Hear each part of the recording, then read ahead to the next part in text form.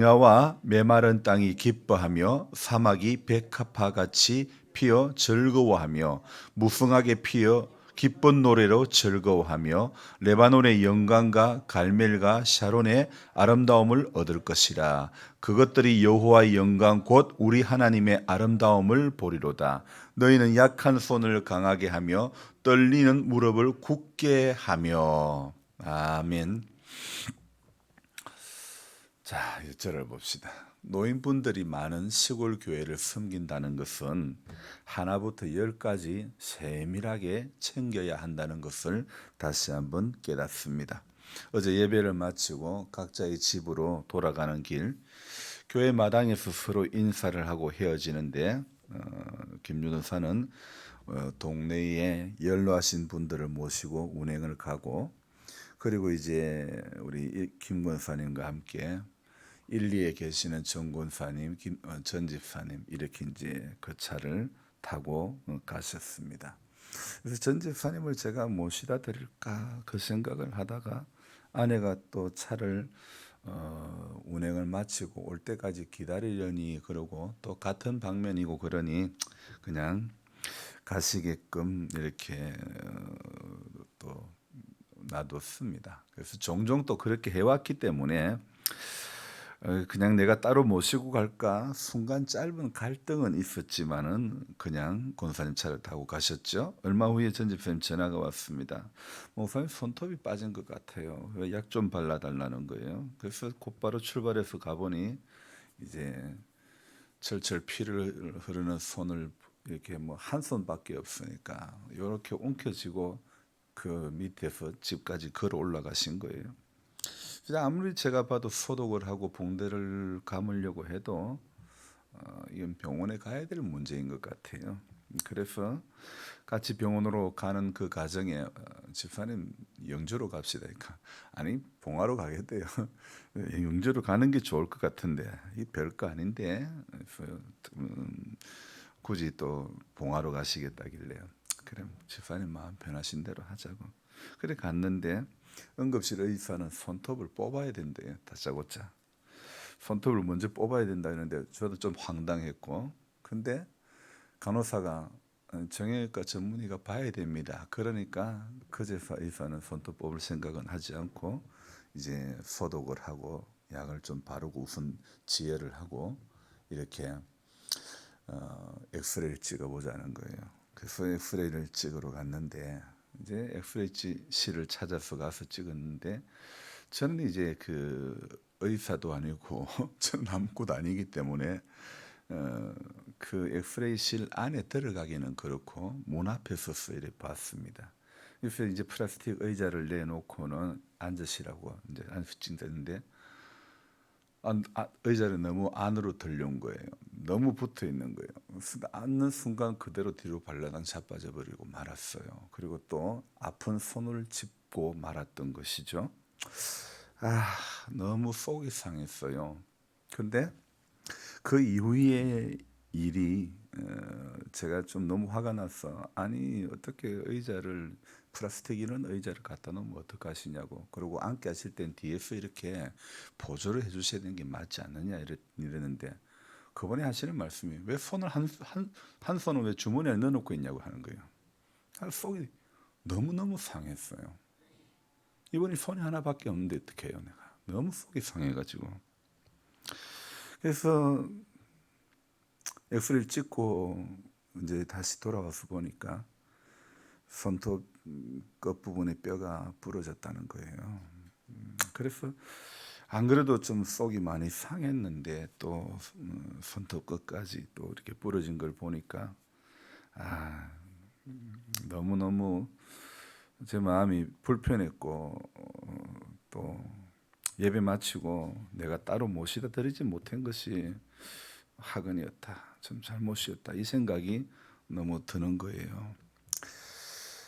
그래서 정말 우리 전 집사님이 어릴 적 사고로 평생을 한 손으로 지내신 그 집사님의 손, 참 한쪽은 이 손목 이후로는 없는 그 손은 집사님이 평생 아킬레스였죠. 그래서 습관적으로 뭉뚱한 자기 왼손은 포개탄에 넣고 가리고 사셨죠. 그런 그 아픔이 있는 분을 향해 가지고 왜 손 주머니였냐고. 그 마리가 묻고 싶은 거예요. 미안하다는 사과 한마디 없이 차라리 내가 모시다 드릴 걸 뒤늦은 후회를 하고 노인분들이 많이 이용하는 병원의 의료 수준이 이거밖에 안 되는가 싶고 참 개탄스러웠습니다. 결론은 힘이 들어도 나는 시골 교회 목사 이전에 요양병원 관계자 일까지 해야 하겠다 이런 생각을 해보았습니다. 그냥 직원이 아니라 오너 마인드를 가진 그런 자리매김을 해야 할 것만 같았습니다.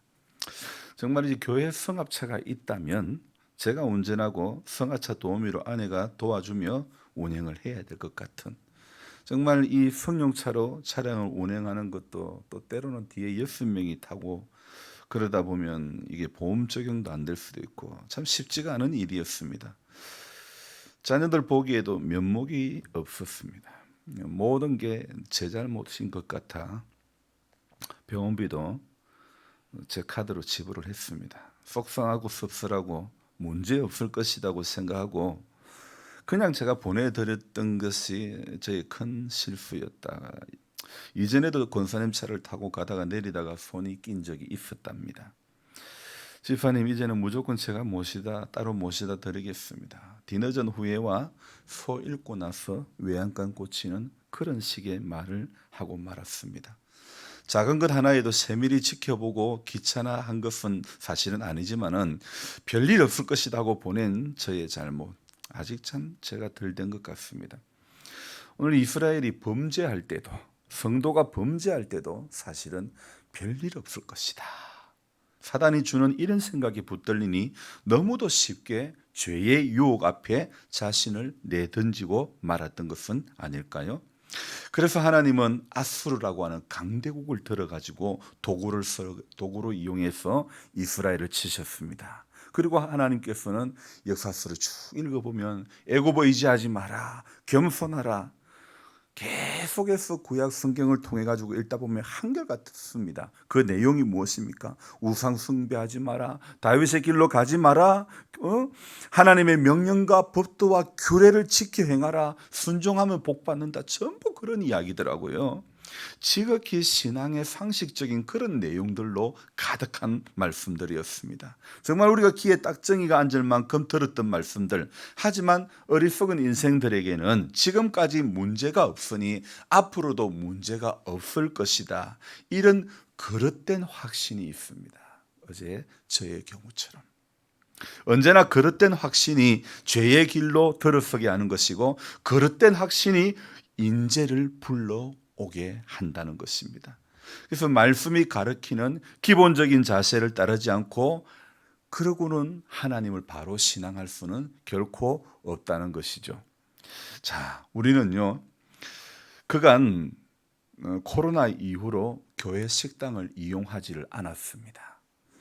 그래서 예배 후에는 남자분들은 이제 항상 밖으로 식사를 하러 가신 것이고, 그렇게 가시다 보니까 예배당에 주님 말고 또 다른 주님을 만나는 재미도 있었던 것 같습니다.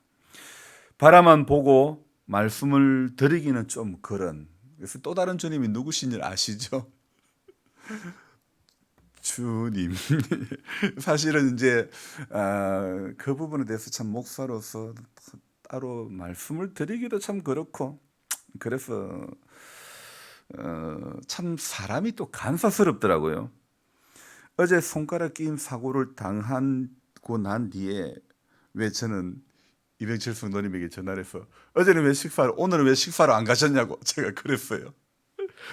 좀 웃으면서 그런 이야기 했지만은, 가볍게 투정식의 말씀도 살짝 드렸지만은요, 참 나는 이렇게 갖다 붙이는 데는 1등이구나. 유리한 고지를 참 잘도 찾는, 아직도 참 어리고 미숙한 그런 사람 같습니다. 생각해보니 구약의 이스라엘 백성들이 그랬습니다. 아니, 창세기 때부터 태초에 두 어른이 그랬던 것 같습니다. 하나님께서 이르시되 누가 너의 벗었음을 내게 알렸느냐? 내가 네게 먹지 말라 한 명한 그 나무 열매를 네가 먹었느냐? 그렇게 아담에게 하나님께서 물으셨습니다. 아담이 대답합니다. 하나님이 주셔서 나와 함께 있게 하신 여자, 그가 그 나무 열매를 내게 주므로 내가 먹었나이다. 그렇게 대답합니다.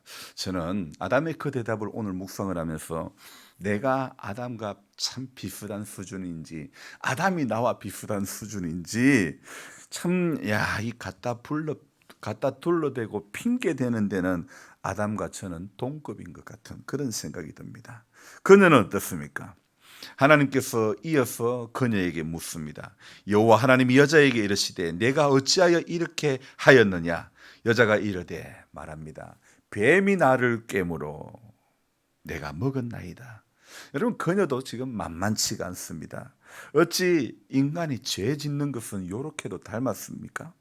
하와의 핑계의 대답을 들은 하나님은 이제 뱀을 저주하십니다.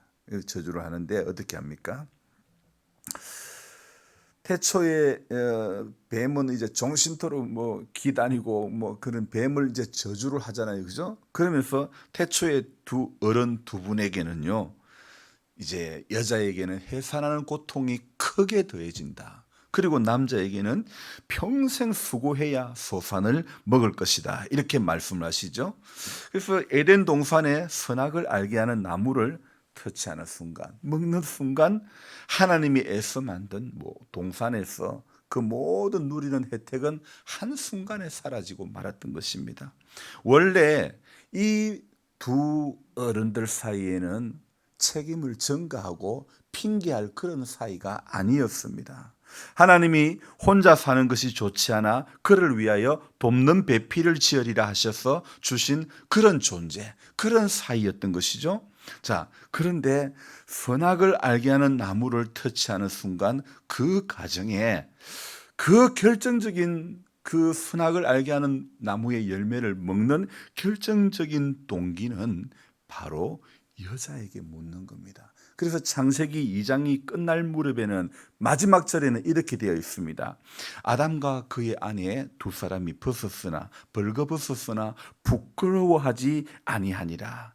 둘의 사이는요 좋았습니다. 부끄러움이 없는 그런 사이였습니다. 하지만 창세기 3장 1절을 시작하면서 뜬금없이 그런대로 시작합니다. 그런데 뱀은 여호와 하나님이 지으신 들짐승 중에 가장 강교하니라. 그렇게 시작을 합니다.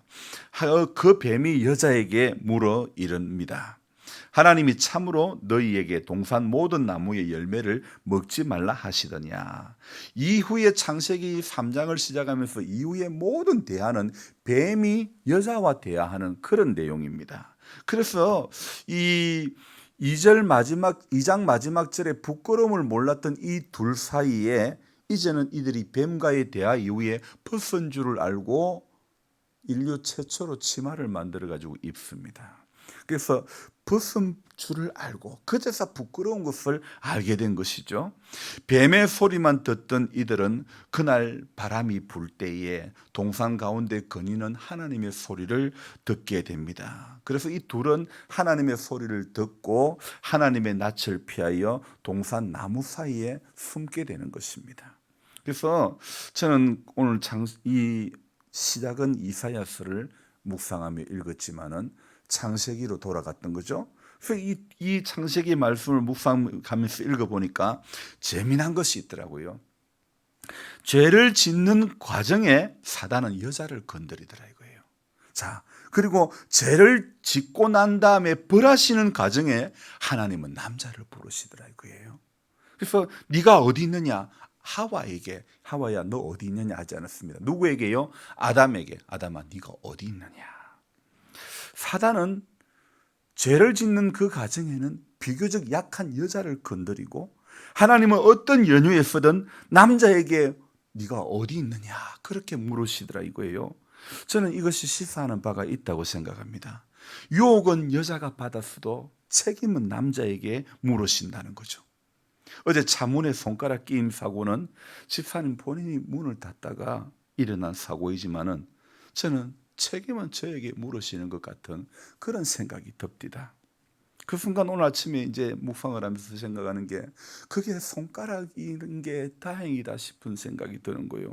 물론 집사님은 한숨밖에 없으니까 세수도 할 수 없고 모든 게 다 불편한 가운데 있지만은 그러나 손가락인 게 다행인 게 그게 만약에 영혼의 문제라면 내가 잘못 전했어 또는 내가 전하지 않았어 한 영혼이 지옥 간다면 그 피해에 대한 책임을 누구에게 묻는다고 했습니까? 전하지 않는 그에게 묻는다고 하지 않았습니까? 하나님은 바울에게만 물은 것이 아니라 오늘 내게도 오늘 우리 모두에게도 물으신다는 겁니다. 문게임 사고를 통해서 제가 내리는 결론은 내가 책임져야 할 자리에 있는 사람이 영육간의 작은 일까지도 더욱더 신경을 써야 되겠다 이런 생각이 드는 것입니다. 때늦은 후회만 합니다. 그러나 저는 이것을 기회로 삼고 항상 주께서 주시는 그 마음 앞에 순종하는 인생이 되어야 되겠다.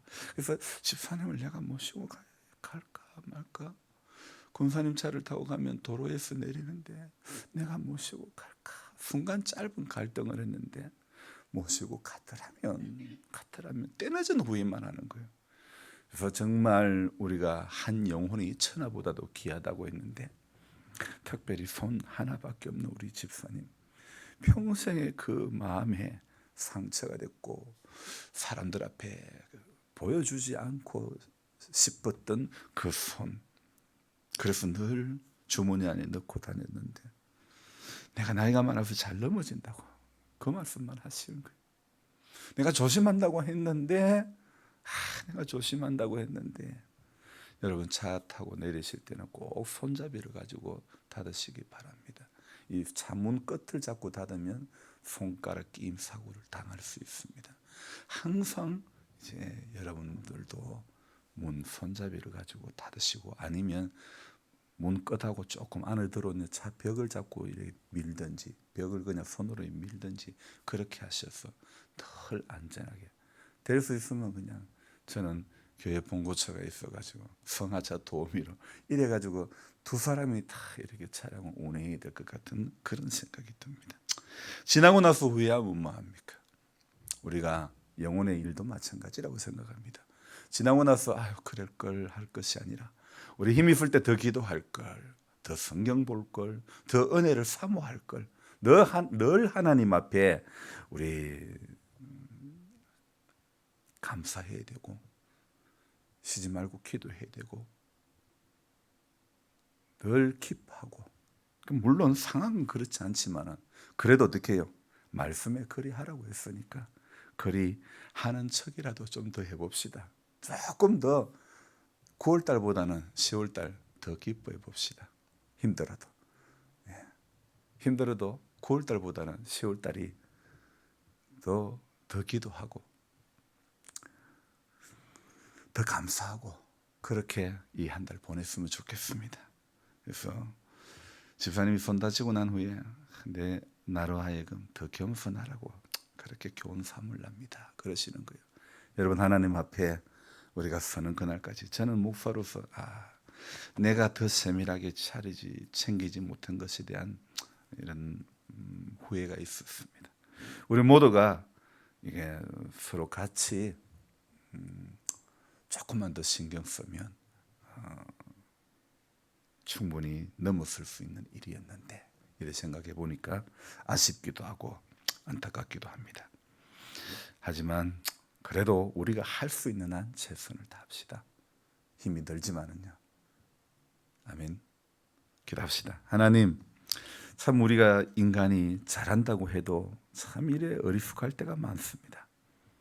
주님이 내게 마음을 주셨는데 그냥 가는 길에 모시고 가면 편치 이 생각했던 저의 아니란 생각을 주여 불쌍히 여겨주시고 편한 거 쉬운 거 찾으면 십자가의 길은 갈 수가 없습니다. 힘이 들고 어려워도 내 몫에 태인 십자가를 잘 감당할 수 있기를 원합니다.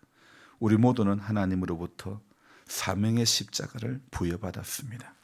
힘들다고 이 십자가를 내려놓지 않게 하여 주옵소서. 편한 것만 찾다가 하나님 후회할 그런 일들이 생기지 않기를 원합니다.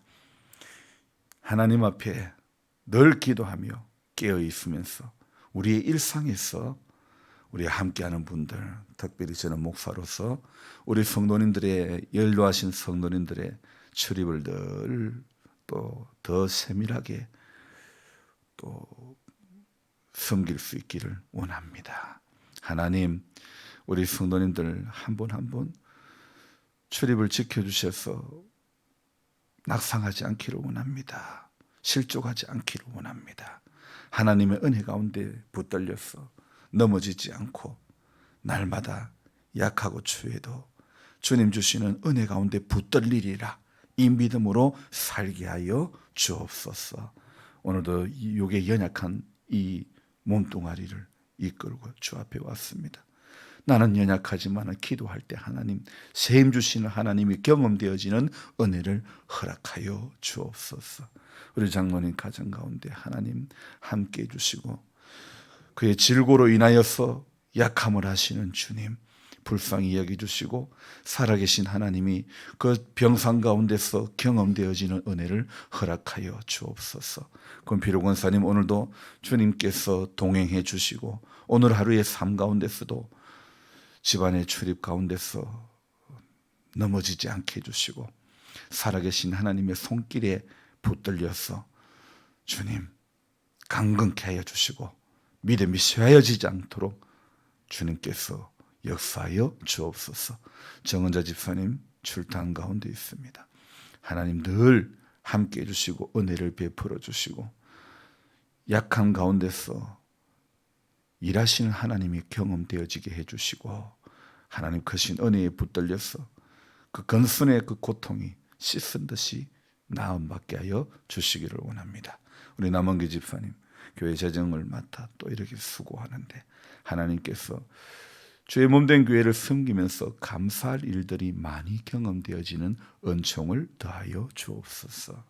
사랑의 주님, 김태현 씨 그동안 다니던 직장을 이렇게 이제는 퇴임을 하고 육의 약함 가운데서 또 회복의 시간을 기다리고 있는데 그 마음이 약해지지 않기를 원합니다. 그 약한 가운데서 인간의 어떤 말이 위로가 되고 힘이 될 수는 없습니다. 살아계신 하나님의 그 손길이 그의 연약함 가운데 그의 수없이 오랜 세월 정남았던 그 직장 가운데서의 애한들을 다 뒤로하고 이제 남은 시간들을 살아갈 때에 하나님의 크신 사랑 가운데서 붙들려서 약해지지 않고 강함 되신 하나님의 은총 가운데 붙들려서 남은 인생이 복되게 하여 주옵소서. 사랑의 주님, 이상훈 씨 그와 그 가정을 축복하시고 그 자녀들 복되게 해주시고 예수 안에서 살게 하여 주옵소서. 하나님 모든 치유의 가정 가운데서 하나님의 손길이 세밀한 손길이 경험되어지는 우리 상원 씨 되도록 도와주옵소서. 오늘도 기도의 제목을 가지고 주 앞에 아릴 때에 복된 시간 되어지기를 원합니다. 귀하신 예수님의 이름으로 감사하며 기도드리옵나이다. 아멘. 간절한 마음으로 주여 부르고 기도합니다. 주여 주여 주여